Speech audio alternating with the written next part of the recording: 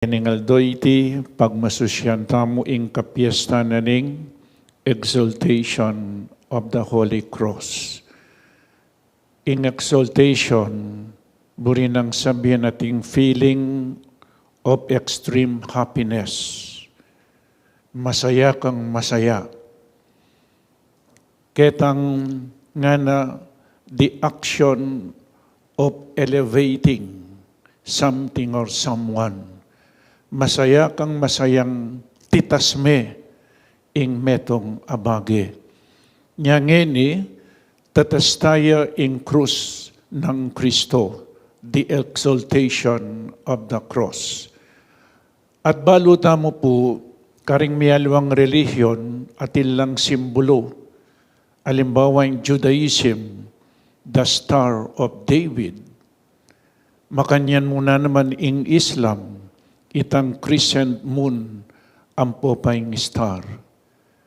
Dapat ingke katamo, ing simbolo ng Christianity, iyapin ing krus. The cross. Ne? At ngini, parangalan tayo ting krus. Bakit kaya parangalan tayo? Nga na pinitang sinabing misan, makananomeng parangalan ing krus nung meteya i Kristo. Nung ing tao nga na meteya keng tabak, parangalan may tabak. Nung ing meto nga tao, meteya keng baril, parangalan may baril. O neng ita, reta nga duwang nga reta, tabak ang pong baril, minyelang kamatayan. Dapot ing krus, minyeyang biye at kaligtasan. Nyapin, madibat pa po niyang 4th century, parang alandane, tatas dane ing krus, inya nga diskubri ng Santa Elena, papuntay king Jerusalem, mag-pilgrimage siya, diskubri de ing krus ng Kristo, Saint Helen ing manang Emperor Constantino, balo tayo ito, niya tinta Santa Cruzan. So manibat pa kanita pa, parangalan na yung krus. Ngayon nilawenta mo, bakit kailangan niyang parangalan yung krus? Bakit itas tayong krus? Pero lawenta mo ba yung i-share kaya kayo ini atin kong sabihin tungkol keng kakatamong religion. 4, ing buri kong idaki kaya kayo. Introduction niya ini. Kaibat laweng kay ning krus.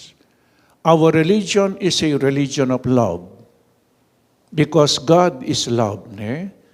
It is a religion of love. Kadua, our religion is a religion of action. And in katlo, our religion is a religion of the cross. Nya kini tayo lawan. At in pangapat, our religion is a religion of joy. Kay ba't mong dinalang kasakitan, tagumpe, nyating tula. So imo mo ng daily religion of love because the founder of our religion is God Himself who is love. Nyapin, ing kakatamang religion ening lugod. Nya kailangan lugod kayo, biyasa kong lugod. Uling ding miras king banwari at among lulugod. Detang miras king banwan, uling ing Diyos tamo, God is love. Deta mong ating lugod, ilaring miras king banwa. At istong sinabi mong lugod niya, piningken gospel nga na God so loved the world that He gave. Uling kaluguran na katam ng Diyos, binyening anak na. Ustong lulugod ka, emya mo sasabihan, kailangan ipakit mo keng dapat. Alimbawa nga mo kaya nga sa mo, kaluguran da kang kaluguran, kay ba't sipakan me, pildak me, lugod ita. Kailangan i-prove mo in kaya kang lugod through action. Luguran me. Nya pining kaya katamong religion, it is a religion of love. Nya pinsasaw ta karing pakakalulo, na numaning daptan nyo karing pekamalati yung diling kapatid nga ng Kristo, depatan nyo kanako. Oneng potang lulugod ka, ating kang mayap adapat, kamamerhisyo, potang lulugod ka, malyaring kadumalan kasakitan. Inyapin, it is a religion of the cross. Religion of the cross, kini tayo lawan. Ngakupin, ustong lulugod ka, dirinan meng upaya itang kaluguran mo para panasakitan ka. Inyapin, it is a religion of the cross. Nga ng Kristo, if anyone wishes to follow me, he must deny himself, carry his cross. Every day nga ng St. Luke, and follow me. Dumalan kang kasakitan, pero kaibat na yung kasakitan, iyapin, enjoy, tulak, anyapin ni Kristo may taking krus, kaibat sinubli ang mebye. Muntatamong yun king exaltation of the cross. Bakit krus ning dutong? Muntatamong king lumang tipan, inyang in Diyos si buka nala, diyada ng poyeba, king pamangan, tanaman, bunga, pamangan, tanaman, dutong. Ela meminto king nga pong Ginoo. Meging disobedient laking nga pong Ginoo, ela meminto. At ngeni king second reading pasibay, pamangana naman. Migreklamo la rin ng Israelita, maya pa king Ehipto, kakabsi kami o ba't lekom kaya ka rin, daranop kami, kakaw kami. Inyang meging disobedient la diyada ng poyeba, they were driven out from paradise. Bilang parusa, diyada ng poyeba, mita bilalwal na ning paraiso. Balang kasalanan, ating kaparusan. O ita, kasakit na po tang may kasala ka pala. May tabilalwal na ning paraiso, may saraying pasbul na ning banwa. Pero ing Diyosig pa, ing sintinga na puyapin, uling kaluguran na katamu, iyang lina lang kaya katamu, kaibat nanita, iyang manatbus kaya katamu. Look at the love of God. Pengakune ing kayang anak, ban kanita at busana katamu, ing lina lang, kaibat iya pa ing manatbus. Alang aliwang makapanatbus kaya katamu, nonemo ing Diyos, Kristo, inya pinitubod ni. Pero bayi tayong second reading, lawenyo, inyang mi kasalala, dining Israelita, pasibayo parparusano ni nga pong Ginoo. Balang kasalanan ating kaparusan. Adanan po yeba, mi tabilalwal na ning paraiso, mi sarayang pasbul na ning banwa.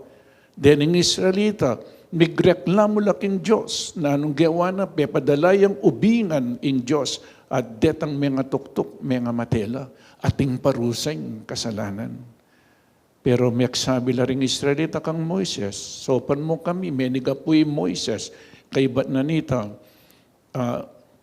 in Diyos inutos na yung Moises, gawa kang tansong ubingan, bili me keng andang italakad me, ninuman in lumawe, kanitang ubingan na tanso, kumayapyat, miligtas siya.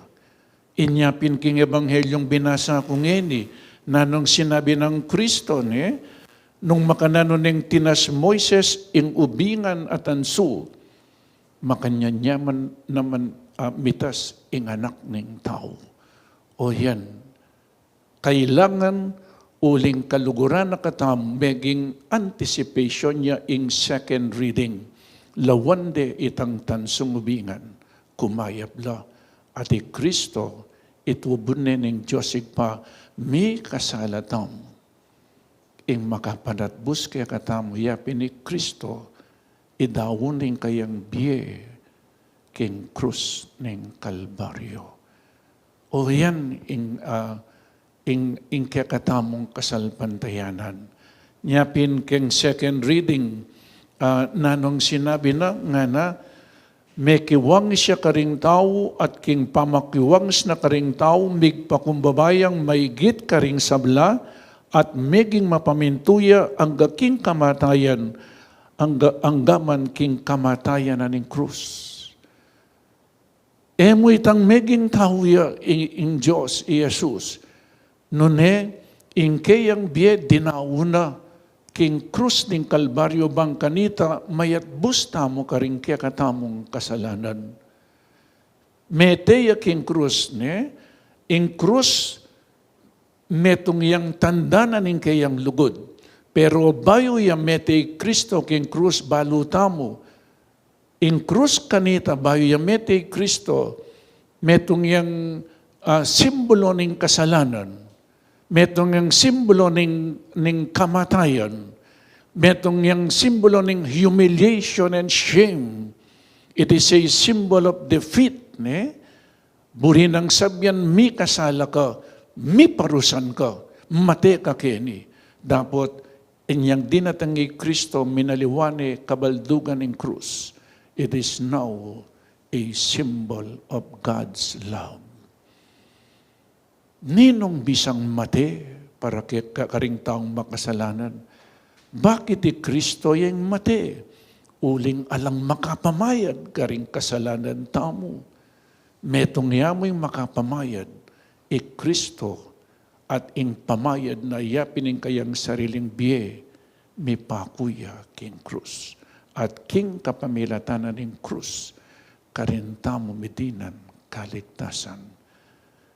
Dutong nga krus, uling itang penibatana, ning kasalanan niya pinitang dutong, tanaman, diadanan po yaba, inya pining penatbus na kakatamong Kristo, ing dutong ning krus. At ngeni, minaliwaya kabaldugan, uling itamo, tinanggap tamong kaligtasan kapamilatanan ning krus, in krus ngeni metong neng tanda na ning lugod na ning Diyos. In krus ngeni metong neng tanda na ning biye. In krus ngeni metong neng tanda ning kakatamong kaligtasan. In krus ngeni metong neng tanda ning obedience and humility. It is a symbol of hope. O itan, kasanting kakatamo. Inyapin, potang lawin may krus. The cross is meaningless without Christ. Tayo po puro krus. Pero yayabi kay krus ang po pa'y Kristo. Because the cross is meaningless without Christ.